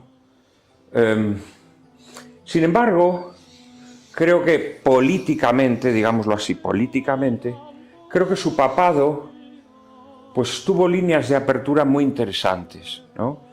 Yo creo que el catolicismo conservador, los sectores de la derecha católica, para disimular su fracaso, habían centrado todas las inquietudes católicas en el mundo, podríamos decir, de la moral sexual y de la familia. Claro, como habían entregado la posibilidad de un catolicismo social, como habían enterrado la posibilidad de una política católica, pues estaban muy obsesionados en las cuestiones de la familia y de la moral sexual, ¿no? Que son cuestiones muy importantes, pero dentro de una arquitectura que tiene que abarcar otros ámbitos, como es, repito, el ámbito del catolicismo social y sobre todo de la política católica. Que esto la derecha católica lo había enterrado. Entonces Francisco tiene líneas de apertura muy interesantes, que sacan al catolicismo de esta mazmorra, ¿no? Donde está todo el rato hablando del aborto y de la homosexualidad y de no sé qué, y patatín y patatán, y recupera pues cuestiones que no son propias de él, porque claro, el mundo liberal desarrolla un odio hacia Francisco brutal, ¿sabes? Entonces trata de presentarlo como un rojo, simplemente porque vuelve a poner sobre el tapete la doctrina social de la Iglesia, por ejemplo, ¿no? Vuelve a denunciar las injusticias del capitalismo. Tú sabes que el liberalismo, la idea de justicia social, la aborrece desde el inicio. La odia. Tiene artículos Hayek, No, claro. Ya, pero esto es odio a la doctrina católica, a la doctrina social católica. Sí. Pero Francisco no fue más allá, es decir, Francisco no ha dicho más que lo que ha dicho León XIII o Pío XI o incluso Juan Pablo II. O sea, si tú te lees las encíclicas sociales de Juan Pablo II, están en perfecta sintonía con lo que decía Francisco. Sin embargo, toda esta gentuza empezó a decir que Francisco era un rojo, que Francisco no sé qué, eso era todo, era una maquinaria de propaganda, ¿me entiendes?, repugnante, que no tenía nada que ver con la realidad. Francisco tuvo aperturas muy interesantes hacia muchas cuestiones, también su visión, nuevamente entre comillas, geopolítica, es decir, las posiciones que adopta en el conflicto entre Ucrania y la OTAN, las posiciones que adopta en las masacres de palestinos en Israel, son posiciones, a mi modo de ver, ponderadas e interesantes. Si Francisco, desde el pensamiento católico, hubiese profundizado en estas líneas de apertura, hubiese sido un papado extraordinariamente interesante. Pero él estaba limitado por dos cosas. En primer lugar, por su escasa altura. Y volvemos a lo de antes, esa chabacanería que tenía, que resultaba verdaderamente ofensiva. Y por otra, él tenía una debilidad, y es que él quería caer bien. Él quería complacer al mundo. Entonces asimila el lenguaje del mundo, asimila paradigmas culturales del mundo que nada tienen que ver con el pensamiento católico, y que además es trágico porque él podría, por ejemplo, el tema ecológico, el tema de la ecología, El pensamiento católico, naturalmente, que hay un pensamiento católico que nos obliga a respetar la naturaleza, a ejercer un dominio justo sobre la creación, y él podría haber desarrollado, naturalmente que sí, estas cuestiones desde el pensamiento católico. Pero ¿qué hace? Asume toda la morralla del cambio climático, etcétera, etcétera, ¿no? Sí. Y esto es lamentable, es penoso, o sea, porque tenía todos los elementos a su favor para haber desarrollado un pensamiento católico sobre el tema ecológico, que por cierto ya está presente también en las enseñanzas magisteriales de la Iglesia, ¿no? Entonces, dramáticamente, él para caer bien, asume paradigmas culturales del mundo que además son paradigmas profundamente anticristianos, porque en toda la obsesión climática hay también un odio a la procreación. No lo olvidemos que al final todos los partidarios del cambio climático, como sabemos, son partidarios de que la gente deje de tener hijos, etcétera, etcétera, y él asume unos paradigmas penosos. Y en su afán de complacer al mundo, bueno, pues todos lo saben, ¿no? A nivel doméstico cutre, pues bueno, pues le concede entrevistas a Évole, yo que sé, ahora al final hace que Cercas escriba un libro sobre él, cosas verdaderamente vergonzosas, lamentables, de tío arrastrado que quiere complacer. Cercas decía que Francisco era anticlerical como él. Bueno, en fin, o sea, no vamos a comentar, es todo penoso, es todo muy penoso. Entonces, yo creo, como te digo, que el papado de Francisco fue una oportunidad perdida, porque amplió el abanico de inquietudes católicas, hizo conscientes a los católicos de determinadas realidades que los católicos habían olvidado en esa obsesión del mundo conservador por el aspecto de la moral sexual, de la familia, etcétera, etcétera, sí. que hubieran sido muy fecundas si él no hubiera tenido este problema de buscar el halago del mundo, ¿sabes? Al final, a Francisco, ¿quiénes lo defendían? De forma hipócrita, por cierto. Lo defendía la izquierda indefinida, que dices tú. Lo defendían los progres. Sí. Lo defendían los progres. Y de hecho le han convertido en su líder. Sí, pero tremendo. Es todo falso, es todo hipócrita. Los progres saben perfectamente que Francisco no les dio nada. Francisco lo que creó fue un ambiente de confusión y de caos que favorece a los progres. Porque ahora los progres pueden exigir a su sucesor que cumpla todas las cosas que supuestamente Francisco esbozó. Claro. No les dio nada. Por ejemplo, te voy a poner como ejemplo la Fiducia Supplicans, este documento por el cual se permiten las bendiciones a homosexuales. Esto es absurdo todo.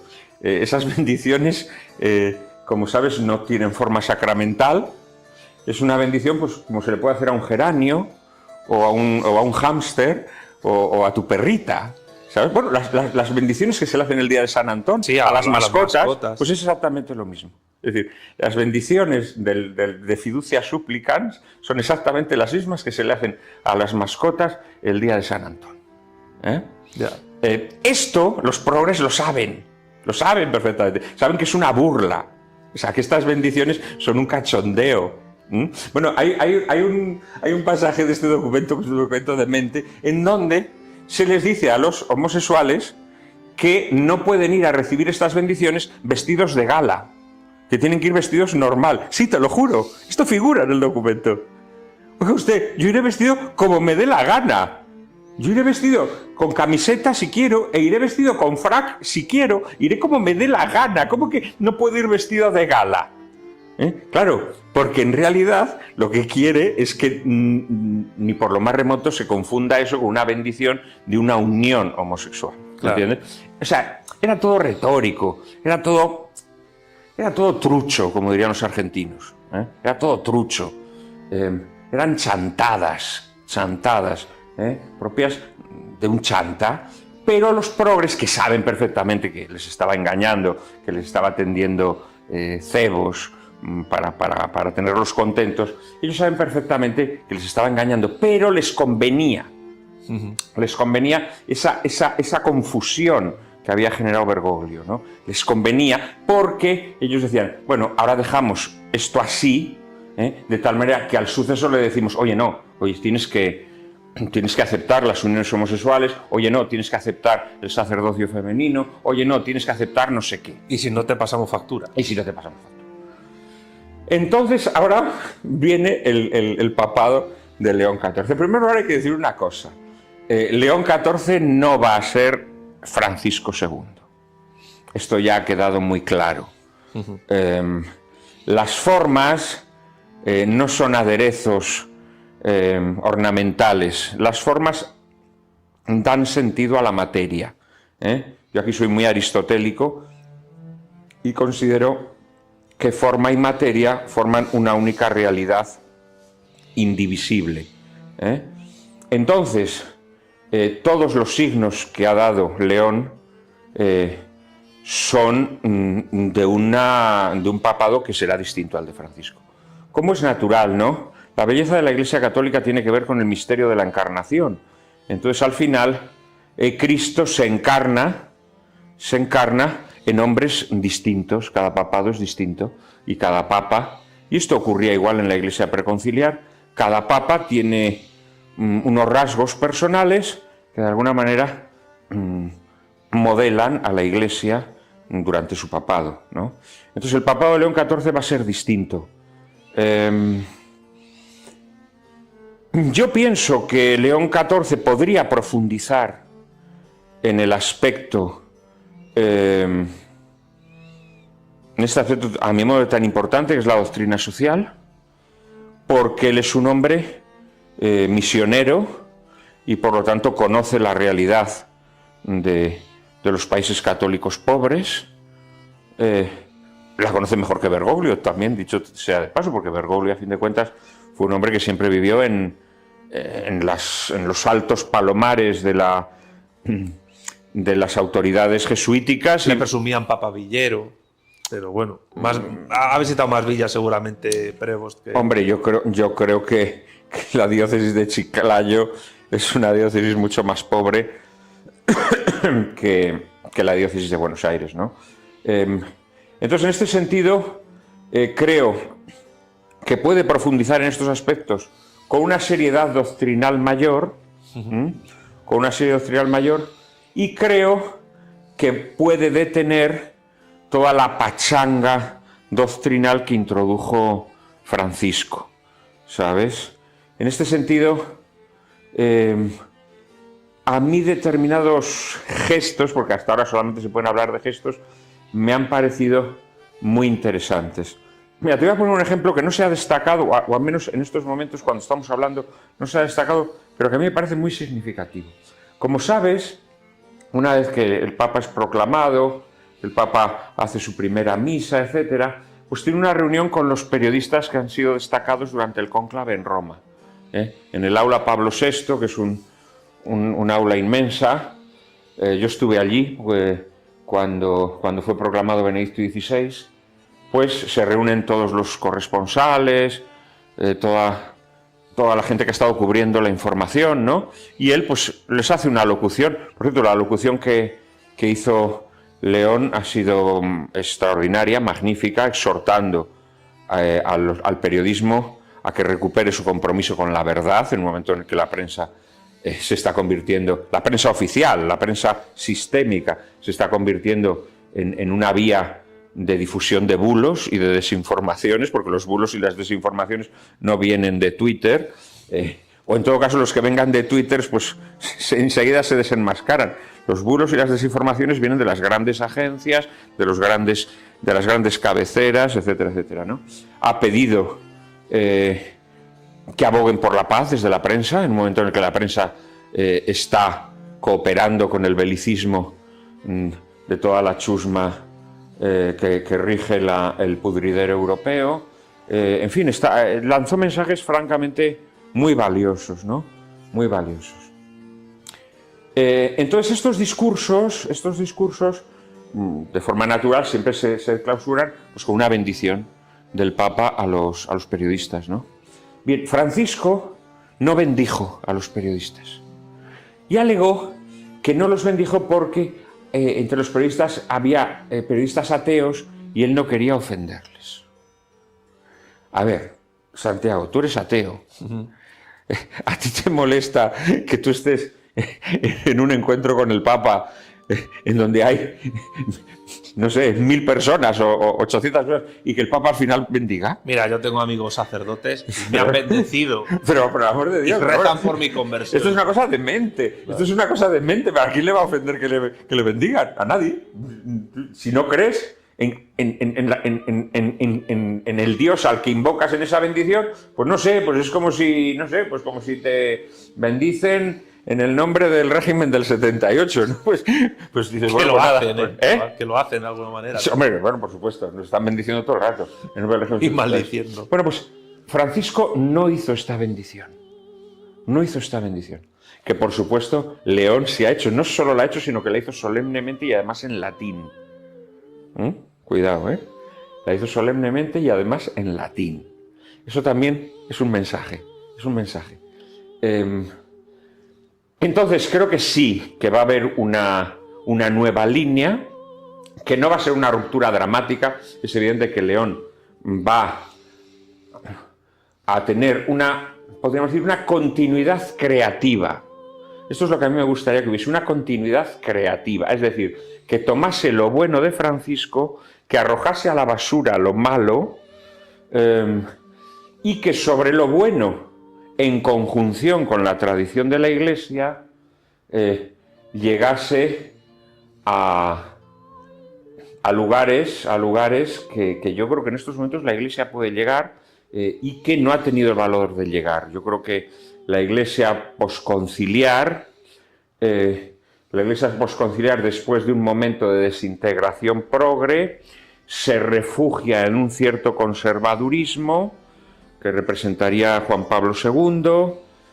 Después, a través de Benedicto, se trata de profundizar en la tradición, pero de forma torpe y débil, y además es despedazado inmediatamente.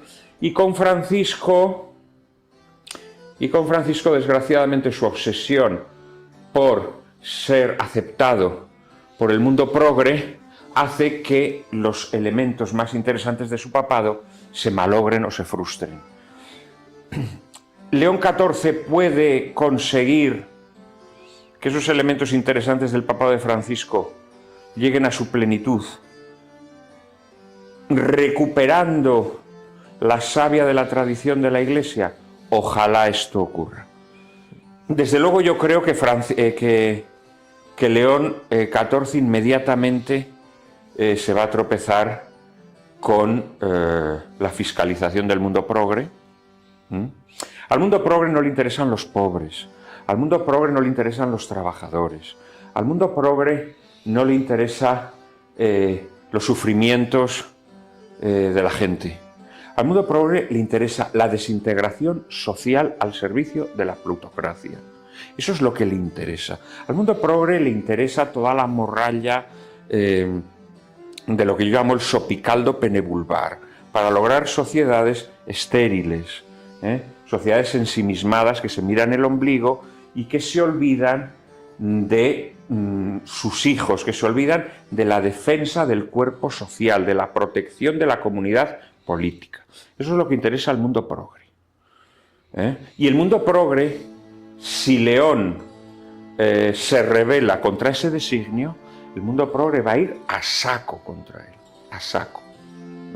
El otro día fue muy interesante, hay imágenes, se pueden recuperar en Twitter, a lo mejor tú las puedes recuperar, en donde no sé qué está haciendo León. León pasa por un pasillo, o se ha hecho un pasillo, en donde hay gente en los dos lados que lo aclama y él va saludando a la gente, ¿no? Y en un determinado momento, él por el rabillo del ojo ve una bandera LGTB, una bandera del arco iris. Y entonces el tío cambia de lado y se pone a saludar a los del otro lado y luego ya vuelve al lado donde estaba la bandera y los ha dejado con 3 palmos de narices a los de la bandera. Es decir, León quiere abandonar ese compadreo con toda esa bazofia progre. Ahora, ¿tendrá valor para hacerlo? Lo tiene muy difícil. Lo tiene muy difícil. Porque el gran error de Francisco, error que tal vez también aplacó y postergó el desencadenamiento de la furia progre, fue compadrear con ellos, ¿sabes? Pero la furia progre se desencadenará tarde o temprano, ¿eh?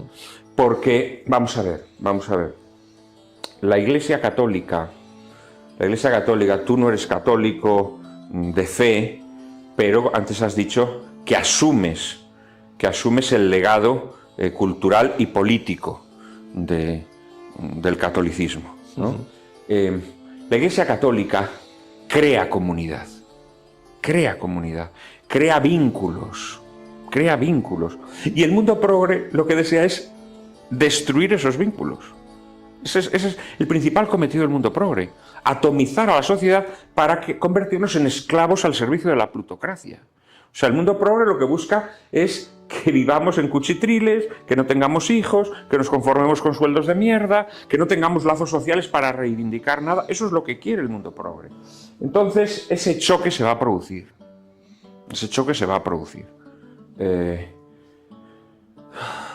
Es un papado apasionante, pero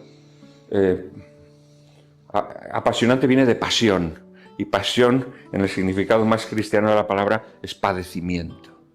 Entonces yo creo que León XIV tendrá que padecer mucho. Pero yo sí contemplo con esperanza los primeros signos.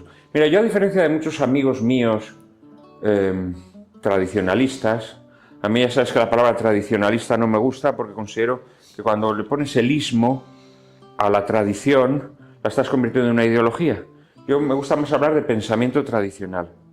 Pero en el ámbito del pensamiento tradicional, pues claro, hay muchas personas que contemplan a León XIV con desconfianza, porque es un hombre de Bergoglio, claro, porque es un hombre que fue hecho obispo y posteriormente llevado a Roma, nombrado cardenal y prefecto de la Congregación de los Obispos por Bergoglio.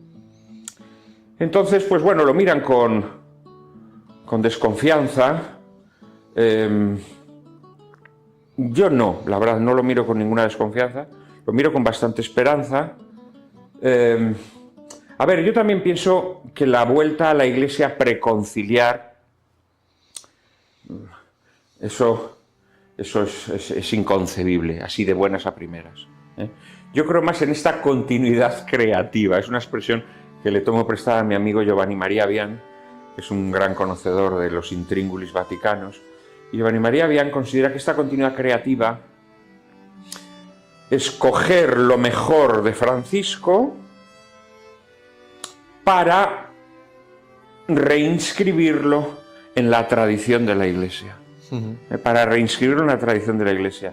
Si León XIV lograra despojar a la Iglesia Católica de todas estas excrecencias ideológicas que supuestamente Francisco vino a combatir, pero que incrementó lastimosamente, esto ya sería bastante bueno. Si además pues tuviera una comprensión hacia ciertas manifestaciones de la tradición, sobre todo en la liturgia, por ejemplo, levantara el veto, cuasi veto que hizo Francisco a todo ello, pues hombre, yo creo que sería un papado interesante. Yo tengo muchas esperanzas. Fíjate, él ha anunciado su interés en viajar a Nicea, que para los católicos pues tiene un sentido, un mensaje de unidad, de recuperar la unidad en torno a los dogmas de la fe, Es decir, vale, sí, diversidad sí, sinodalidad sí, pero desde la unión en lo que creemos, ¿no? Yo creo que hay signos muy esperanzadores, pero repito, es 13 de mayo y no podemos aventurar grandes cosas todavía. Lo que sí podemos decir es que, aunque pasión tiene que ver con padecimiento, yo no he padecido para mal en ningún caso esta conversación contigo en este sofá, sino que ha sido apasionante. Ha sido una maravilla, ha sido un gusto, querido amigo, ha sido un gusto. Como siempre. Te agradezco mucho que me hayas dejado, además, presentar aquí está la segunda parte de Emilio Jesús Conde la Noche, y para mí ya sabes que que es un gusto estar siempre contigo, compartiendo o discrepando, pero en el convencimiento de que hay que organizar a la disidencia, ¿eh? Frente a esa España pancista, hay que recuperar la España de la rabia y de la idea, la España que no comulga con ruedas de molino y que, más allá de que seamos personas que podemos discrepar en aspectos concretos, pues la realidad es que también podemos coincidir en otras cuestiones, ¿no? Y esto es muy importante. Hay que ir formando masa crítica, ¿no? Hay que ir formando masa crítica para revolvernos contra la tiranía. Y remontar el río como los salmones. Efectivamente. Decía Chesterton que solo quien nada contracorriente sabe que está vivo, porque para avanzar tiene que bracear enérgicamente, mientras que quien nada a favor de corriente, como la corriente le arrastra, puede estar muerto y pensar que está vivo porque avanza, ¿no? La única manera de estar vivos es nadar contra corriente. Y eso que decían, que el destino favorece al que se deja llevar, pero bueno, no siempre, ¿eh? Bueno, el destino no favorece a quien se deja llevar. Yo creo que dejarse llevar es lo más indigno que uno puede hacer, ¿no? Dejarse llevar es convertirte en materia inerte, ¿eh? Que se deja llevar por inercia, nunca mejor dicho, ¿no? Entonces, no, yo te diría que siempre hay que navegar contra corriente. Eso es lo que nos mantiene vivos. Y despiertos, ¿no? Despiertos, porque a mí me da mucha pena, la verdad, ver a tantas personas absolutamente cretinizadas. Es algo monstruoso, cómo se dejan manipular la gente. La verdad es que produce pavor. Fíjate, en mi novela, en un coloquio que mantuve con el coronel Baños, sí, pues hablaba yo irónicamente de los paralelismos que se podían extraer entre la Segunda Guerra Mundial y nuestra época, ¿no? Sí. Ya que siempre los gerifaltes del pudridero europeo pues están siempre diciendo pues que Putin es como Hitler y tal y cual, ¿no? Y pues oye, vamos a extraer paralelismos en el sentido contrario, ¿no? Y un paralelismo muy evidente que en mi novela está muy presente es como los nazis, incluso en condiciones ya bélicamente muy malas para ellos, tenían la obsesión de que los entretenimientos funcionasen a todo trapo. ¿Sabes? Ellos en París jamás cerraron los teatros, los cabarets, potenciaron la producción cinematográfica, porque ellos querían que los franceses constantemente tuviesen un acopio de entretenimiento, ¿sabes? Incluso al final de la guerra, ellos que siempre habían ocultado la crónica de sucesos, en los periódicos desaparecen los crímenes pasionales, los asesinatos truculentos, etcétera, etcétera. Sin embargo, al final de la ocupación, ellos permiten que se hable de unos crímenes que se han producido, un asesino en serie, el doctor Petiot, que sale mucho en mi novela, un asesino en serie que comete unos crímenes execrables, abominables, y los nazis deciden que esto salga en la prensa, ¿sabes? Y de repente la prensa se llena con los crímenes del doctor Petiot. Ahí sí que hay un paralelismo muy evidente. El régimen del 78 también está muy preocupado de garantizar el entretenimiento a las masas. Fíjate la importancia que le dan al control de la televisión, cómo están convirtiendo la televisión en un auténtico lodazal con programas abyectos. Fíjate qué obsesión por controlar la prensa, fíjate qué obsesión con subvencionar a los jóvenes el ocio cultural, fíjate qué obsesión en subvencionar el cine.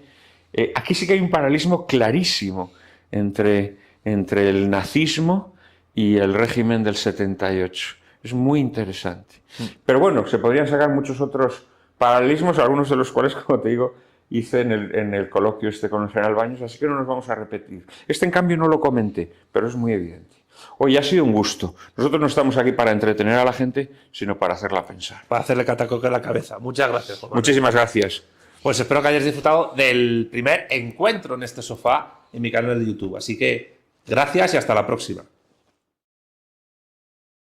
Si te ha gustado este vídeo, por favor, dale pulgar arriba y en la caja de comentarios deja tus impresiones. Escríbelas abajo. Si te gusta mi contenido audiovisual, por favor suscríbete a mi canal y activa la campanita para que te lleguen más novedades. Si quieres conocer otras redes sociales donde estoy promocionando mi trabajo en YouTube y también otras tareas que hago, mis libros, mis artículos, ponencias, charlas, congresos, apariciones en televisión y radio, mi trabajo en el Instituto Beatriz Galindo La Latina o mi trabajo con las vanguardias socialistas iberófonas y en concreto con Vanguardia Española, puedes encontrarme en TikTok, en X, en Facebook, en Instagram y en Telegram.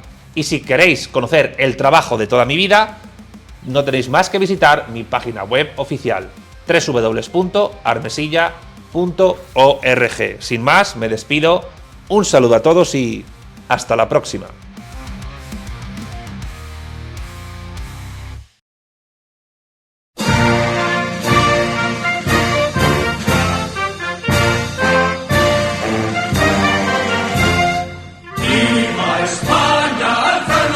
Hijos del pueblo español, que vuelve a resurgir. Gloria a la patria que supo seguir sobre el azul del mar, el caminar del sol. Gloria a la patria que supo seguir sobre el azul del mar, el caminar del sol. Triunfa España, los yunques y las ruedas cantan al compás del himno de la fe. España, los yunques y las ruedas cantan al compás del himno de la fe. Juntos con ellos cantemos de pie la vida nueva y fuerte de trabajo y paz. Juntos con ellos cantemos de pie la vida nueva y fuerte de trabajo y paz. ¡Viva